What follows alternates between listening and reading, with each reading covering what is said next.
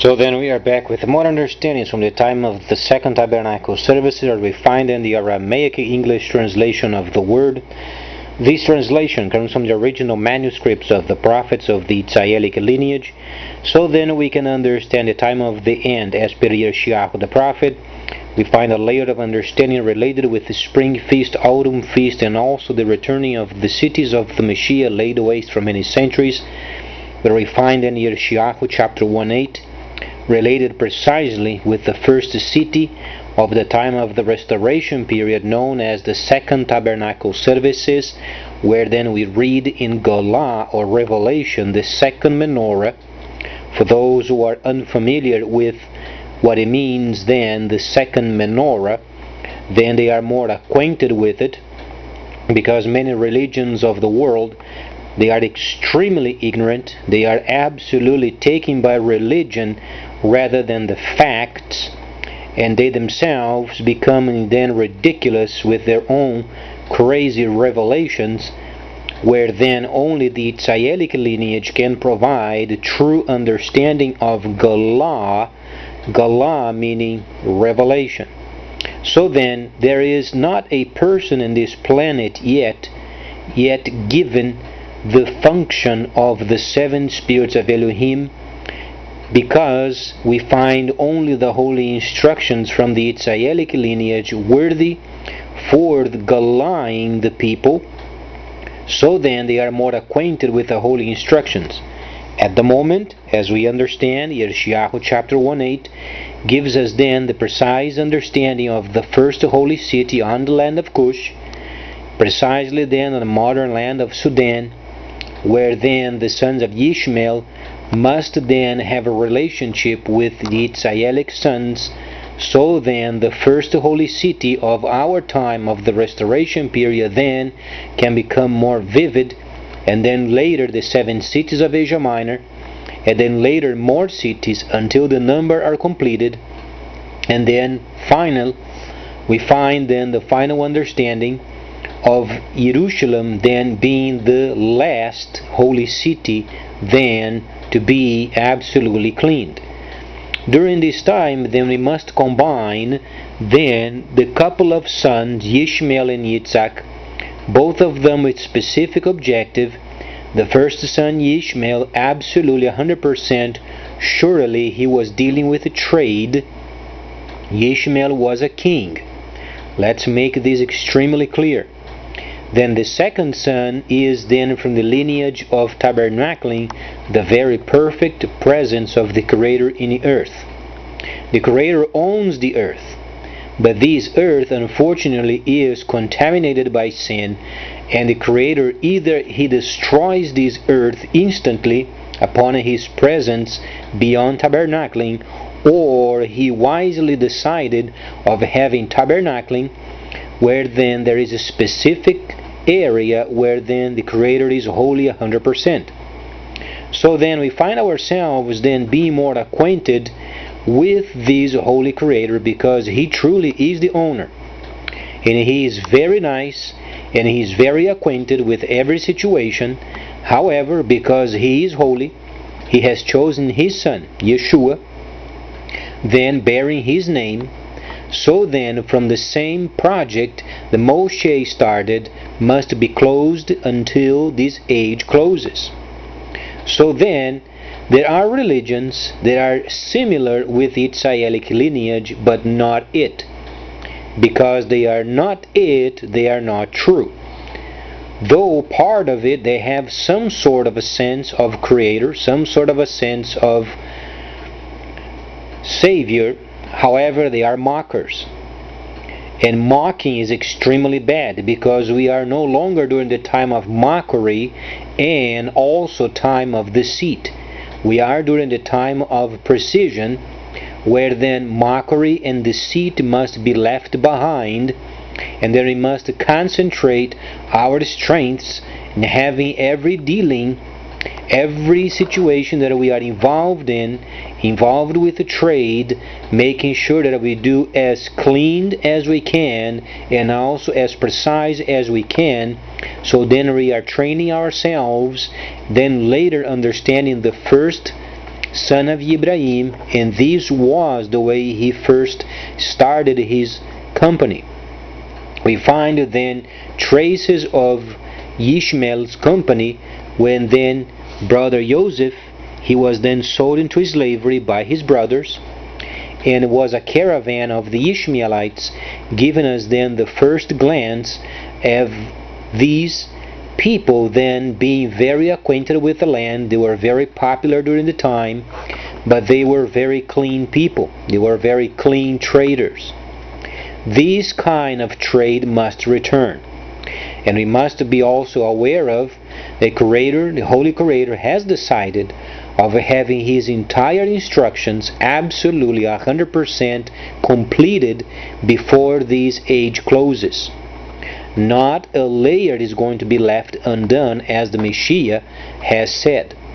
So then, during this time, we find then Daniel, the 2nd chapter, where then Daniel was divinely given then the dream of the first king, the king of Babylon.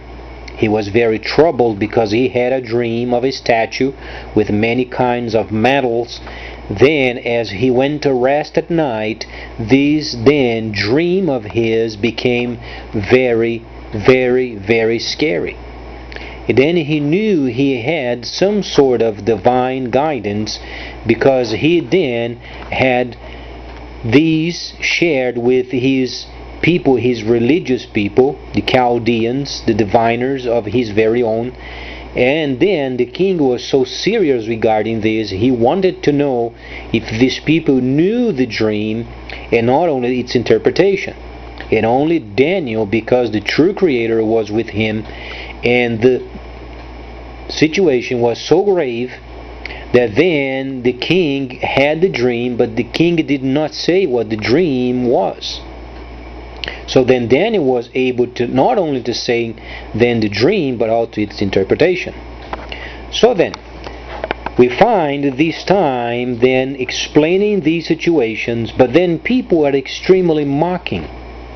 It is amazing the evil in people. They come out of them in a form of mockery, and they don't have the understanding of halting these evil upon them that comes out of them in a form of laughter, in a form of mocking, in a form of screams. While then if you ask them the holy instructions, they are extremely ignorant. So then let's try understand this factor, because these days, as then the nations are coming together for the last push of this time of the restoration period, we find then obviously Daniel and Ezekiel, they went to exile because the land did not rest for a long time. There was then the yearly Shabbat that the land should rest, and for 490 years then Israel had owned the land never rested, and the Creator gave specific instructions and they were not obeyed. So then the nation went to exile and the land rested. Then during the time they were in exile, there was the most extraordinary situation where we find then Daniel and Ezekiel complementing. Let's understand then YershiyAhu the prophet a couple hundred years earlier was then giving many understanding, but it was very compacted. YershiyAhu was extremely important prophet. We find then the most compact prophet ever. As then if you are acquainted with metals, you find then aluminum. When you smelter aluminum, you have a quality. When you let then the metal refrigerate, then you have a specific type of metal with a certain consistency. If you make injected aluminum, you have another type of product. So try to understand the prophecies of YershiyAhu as then the injected aluminum rather than the standard type of aluminum. It's extremely compact, and then takes a long time for a person. Every section of then YershiyAhu must be properly layered. They are not mixed, they are layered. When YershiyAhu the prophet wrote those prophecies, he wrote in a specific Megillas. YershiyAhu was not stupid. He knew what he was doing. As he was writing those instructions, he had a specific Megillas paired, and these paired Megillas, either they were a couple of them or more, they had a specific order of times and the seasons and the type of prophecy related with it.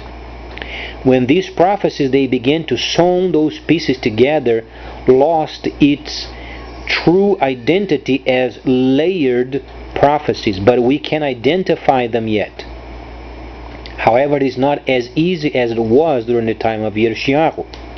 If we could speak with YershiyAhu today, he would give us then precise Megillas per prophecy.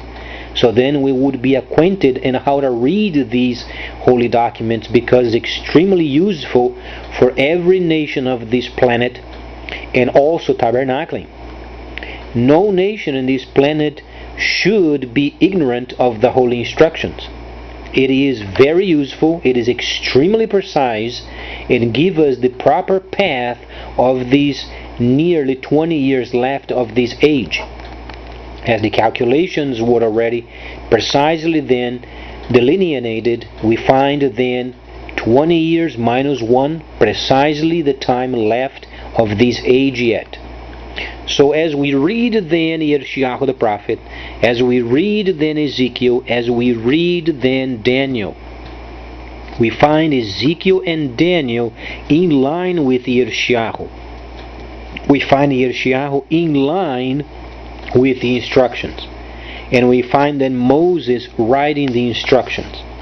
So then for us, most of us who are Gentiles, we must be acquainted with the Eastern culture and understand the holy instructions for who they are, for what they are. Because firstly is who, because he is a person writing the holy instructions.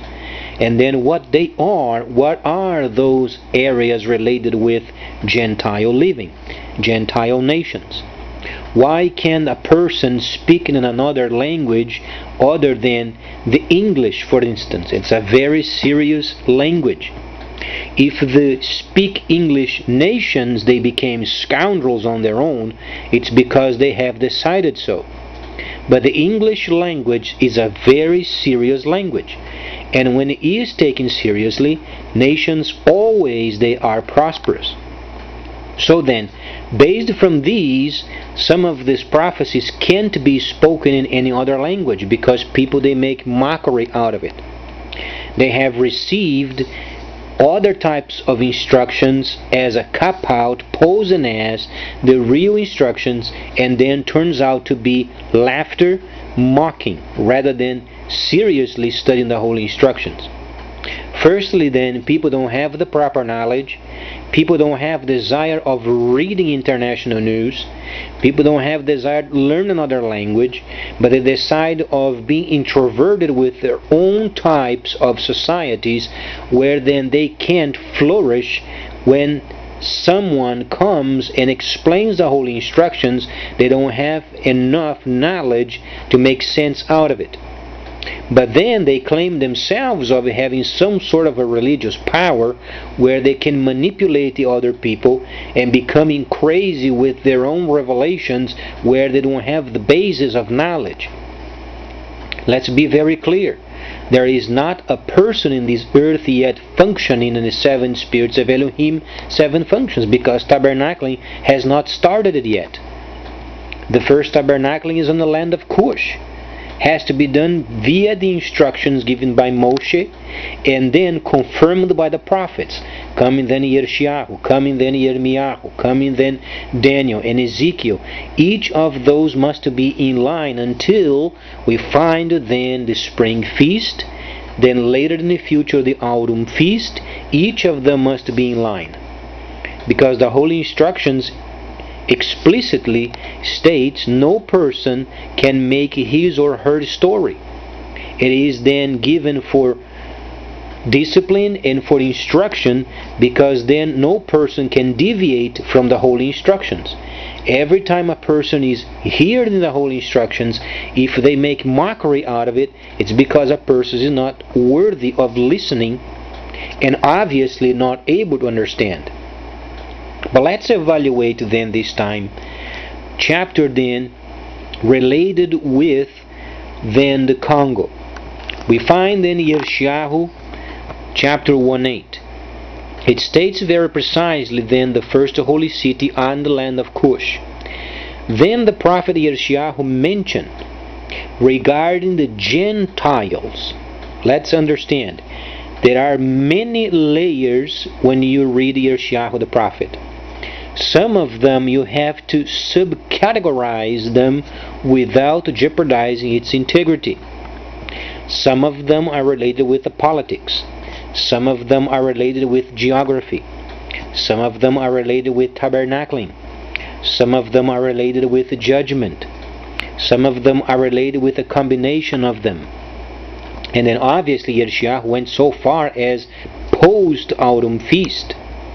So then each of those must be properly layered without manipulation and without any personal gain. We find in chapter 1:8 of YershiyAhu, it is tabernacling. Tabernacling is set up then north of the rivers of Ethiopia, on the land of Cush, because we must combine the sons of Ibrahim and the sons of Yitzhak having relationship with each other. So then the two sticks of Ezekiel 37th chapter then are combined. Because of these, we read then the 62nd chapter of YershiyAhu, where you find those people wearing turbans. Those are the Arabs, the sons of Ishmael. Those must then restore the tradeship, or then the trustability of trade, or the beauty of trade, as Ibrahim taught his first son. That's the beauty. These cannot be achieved with these political governments as they are. There is only a nation mostly in line with the teachings of Ibrahim, and the country is China. The Creator wisely have worked with China with a system where then the lining up of the instructions is coming towards China, because they are coming with the system very precise, under the control of the computer itself. And then YershiyAhu the prophet mentioned of these also, because Daniel mentioned also, Ezekiel mentioned also, and they must be in line. Mostly related with this is then Daniel, because he said at the end of the time of the 1,000 years of the seat, people would go to and fro for a time, then would become the system of precision. There is only a combination of high knowledge from a tradesperson, and high knowledge with a tradesperson means computer. The political system of this world is going to be under the scrutiny of the computer. It's the only way of bringing beauty of the 62nd chapter of YershiyAhu the prophet. It's the only way of doing it. People no longer can be trusted. And the Creator knew, because only the teachings of Ibrahim regarding the first son can then give us the understanding of the beauty of trade. If you read the Quran, most of the Quran speaks of trustability, transparency, and being thankful for the Creator. During this time, then, we are evaluating the situation with Congo and then the United States, doing as then the king of Babylon did in the 3rd chapter of Daniel. It is a very dangerous chapter. There are consequences of those nations when they decide to go against the Creator Himself. We are finding then a repetition of the time of Daniel the 3rd chapter. We know the truth. We know then the kingdom of the north is Soviet Union. We know the kingdom of the south is Africa. The kingdom of the east is China. These are the designers. We understand this. The west is not mentioned. If you read YershiyAhu the prophet, you won't find west. what you find in Galah chapter 13, you find then the two beasts related with the time and the season. You find the first beast and the second beast. The first beast was obviously Great Britain, was given then the leadership of 800 years, roughly. The United States was given 200 years. It's the second beast.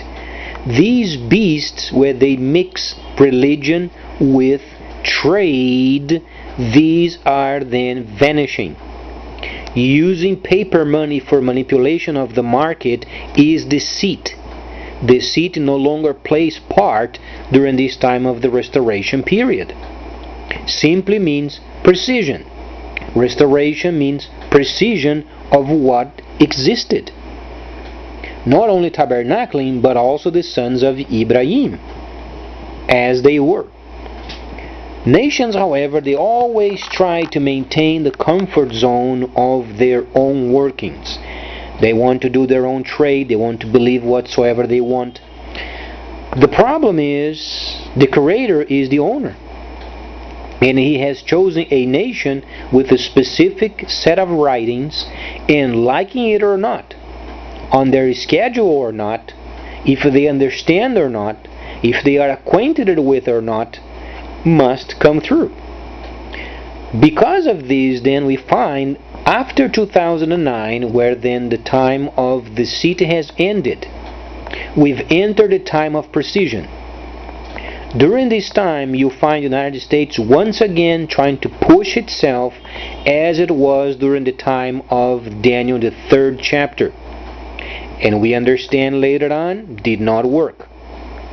So then, we find ourselves understanding the economy of Thailand in trouble, the economy of India in trouble, the economy of Japan in trouble, the economy of Vietnam is in trouble. Every country in trouble because the intrusion of United States. It is a system that is failing, but pushing itself further of its time. It's not going to work. The Creator was never mocked, and He won't be mocked. And whatsoever He spoke must be completed. So then, let's evaluate then Congo. As we find ourselves then studying these holy instructions, we find obviously the importance of YershiyAhu the prophet speaking of tabernacling, perfection. We find then the place beyond the rivers of Ethiopia. Because Daniel was a tradesperson, he was familiar with metals, he was familiar with grain, he was familiar with astronomy, he was familiar with tabernacling. Mostly because he was a tradesperson, he was familiar with the situation. He knew that the situation would have then later Congo, because it is from an area of Africa very rich. Then the land would be woed. If you read the instructions you find, then obviously you find then Tabernacle in the north, and you find then DRC in the south. So what is the deal of these? China must lead the world's market. Liking it or not, China must lead during this time. You find the United States trying to go against China. You find then even Mr. Putin got involved with the United States and Great Britain, the two beasts of Galah, or Apocalypse or Revelation. They no longer play part with the time of the restoration period, but they are pushing themselves as the king of Babylon did. So let's understand how far it goes, because China must take the lead once again and do what they were doing ever since the starting of this year. So then, what is the deal with the DRC? We find then the joining of the military forces. That's where then the understanding comes and becomes extremely clear. Congo is extremely rich. The Soviets are very acquainted with the Congo. During the 60s, then even Castro or Fidel Castro during the time and his partner Che Guevara, they were very acquainted with the power of the Soviet Union. When we read then a section of the Holy Instructions, precisely Daniel the 11th chapter, you find the former then higher than the first. We find then the Soviet Union later becoming then the powerful military force. Why do we know this? Because the later status we understand because of the previous status. Daniel the prophet, he was projecting these prophecies of the time of the restoration period. The 12th chapter is then sections of the autumn feast itself. We must understand each of those layers and know how to layer them properly. So then, what is the deal with China? China must receive most of the raw materials of this world. They already have a system computerized where they can scrutinize most of their dealings. Then China must receive these raw materials from Congo, where then the Northern Kingdom can organize those mines, helping then obviously this system to become more popular. At the moment, the United States is against the BRICS. The United States wants to destroy the BRICS. We find the United States manipulating the USD, and nations are truly hurting bad. Next month comes then the G20 reunion in the Soviet Union. Thus far, India is in trouble, and they have 24 billions involved with the purchase of rice and also flour for the people, but they are not sure if this money is going to sustain the project because of the manipulation of the USD. The USD no longer holds value. It's only a piece of paper. Then next you find many nations involved with the BRICS, and the United States, it won't be part of it because they understand that United States can't lead. The leadership of the United States has ended. So the United States has decided then to be introverting itself and manipulating the USD while then generating resources from the world where they no longer belong. So let's then evaluate what China must do. Is taking its leadership, restarting its governing from China and then through the Pacific. They must recuperate then the market of the Pacific and no longer let the United States to intrude itself to be then absolutely intruders in the Asian market, because the United States has no longer economy for it.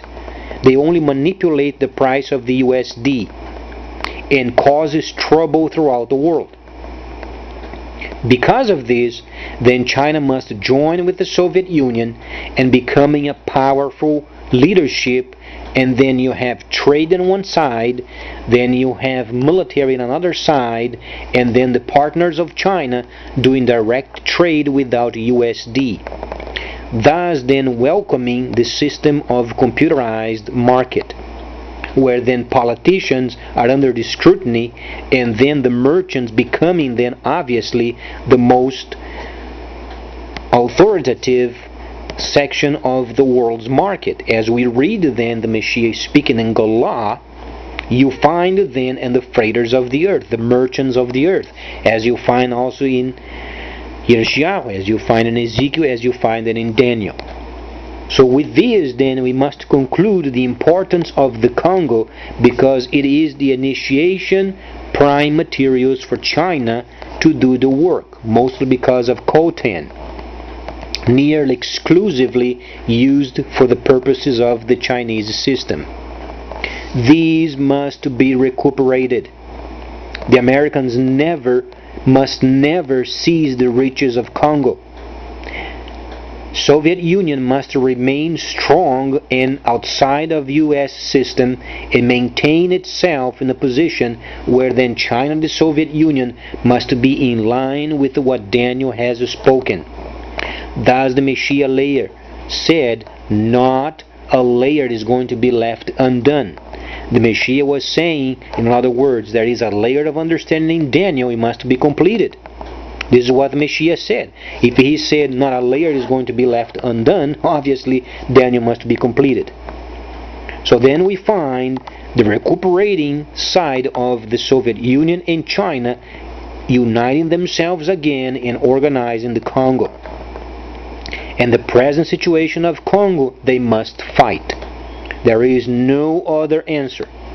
Until later, the Soviets, they come down and they organize the mines, giving China the exclusive section of the entire riches of Congo, so then the computerized system can become then worldwide.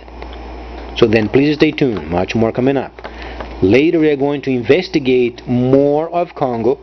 We're going to investigate more of the Ishmaelic lineage and understand what it means, the beauty of trade, and then decipher some of the YershiyAhu's prophecies related with the beauty, related with the turban, and what those means based from the enlightenment of the Quran related with trade. And Ishmael obviously is then the prime person of study, and then combining later with tabernacle in the land of Cush. So please stay tuned.